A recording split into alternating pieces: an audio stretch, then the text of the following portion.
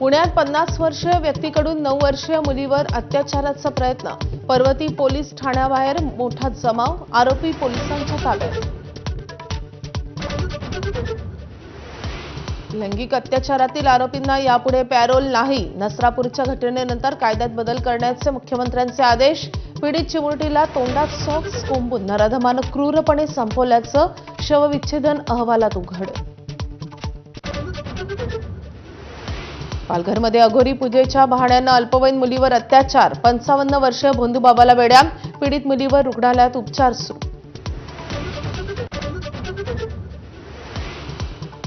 राज्यासमोर पाणी टंचाईचं भीषण संकट.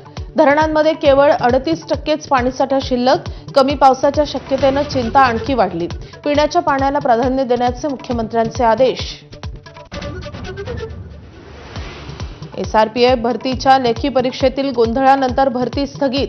एबीपी माझाच्या बातमीचा मोठा इम्पॅक्ट. प्रकरणाची चौकशी करण्याचे पोलीस उपमहानिरीक्षकांचे आदेश. पुरंदर विमानतळासाठी जमीन अधिग्रहण शेवटच्या टप्प्यात.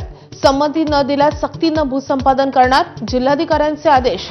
एकरी 2 कोटी देण्याचं आश्वासन. नैतिकदृष्ट्या मी स्वतःला विजयी मानते आणि त्यामुळे राजीनामा देणार नाही. पश्चिम बंगालच्या पराभवानंतर ममता बॅनर्जींची आडमुठी भूमिका.